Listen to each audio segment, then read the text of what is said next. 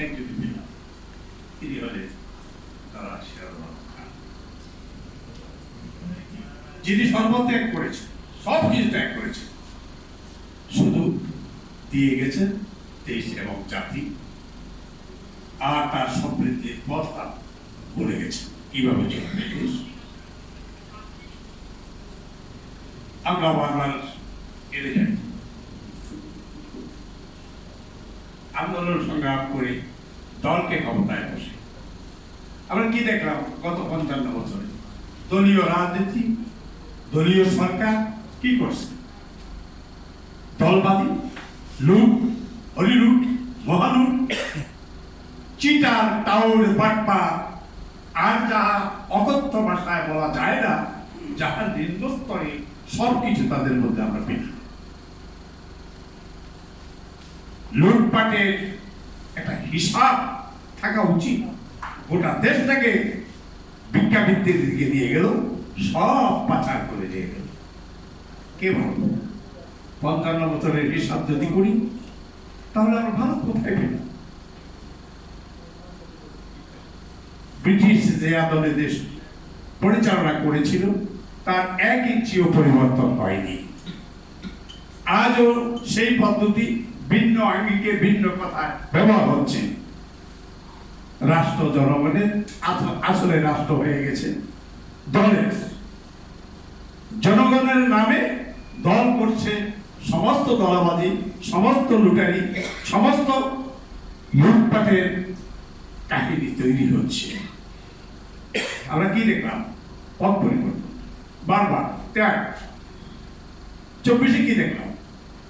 ২৪-এর পর থেকে এখন পর্যন্ত আমরা কি দেখছি? দলের বাহিরে কিছুই তো দেখছি না। দল, ব্যক্তি, গোষ্ঠী, আত্মীয়করণ, ব্যক্তিকরণ, গোষ্ঠীকরণ। এটা তো দেশের কল্যাণে নয়। দেশের প্রত্যেকটি মানুষকে দেশের সমস্ত উন্নয়ন অগ্রগতির পথে অংশীদারিত্বের হিসাব দিতে হবে, অংশীদারিত্বে রাখতে হবে। যতক্ষণ পর্যন্ত শ্রেণী পেশার মানুষকে অংশীদারিত্ব না দেওয়া হবে ততক্ষণ পর্যন্ত গণতন্ত্র বলতে আমরা কিছুই পাচ্ছি না। গণতন্ত্র শুধু দলের জন্য? শ্রেণী পেশার মানুষ যারা নির্মাণ করছে দেশ, যারা শ্রম দিয়ে দেশকে এগিয়ে নিয়ে যাচ্ছে, যারা বুদ্ধিমত্তা দিয়ে দেশকে নিয়ে যাচ্ছে, সেই মানুষগুলোর মতামতের কোনো ভিত্তি নেই। সেই কারণে সকল শ্রেণী পেশার মানুষের দেশ, সকলে মিলে দেশটা পরিচালনা করতে হবে।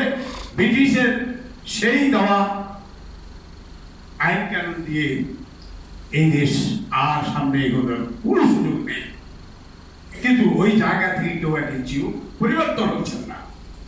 আমরা আর কত ত্যাগ করব, আর কত আন্দোলন? সে ৬২ থেকে শুরু করি আজকে ২০২৬ পর্যন্ত কি দেখলাম? সেই কারণে আপনাদেরকে প্রস্তুত হতে হবে।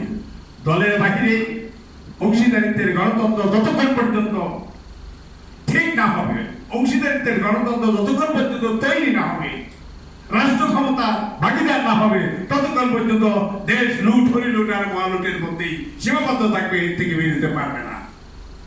আপনারা সকলেই ভালো থাকুন, সুস্থ থাকুন।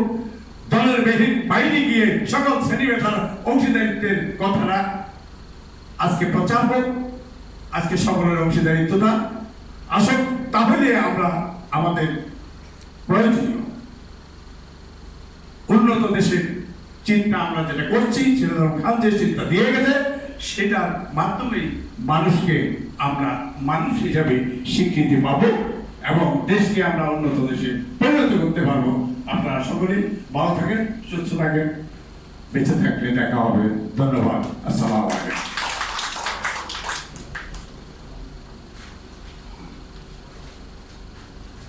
একজন কথিত যশা সাংবাদিক আমাদের মাথায় আছে। নিউ এজ পত্রিকার বার্তা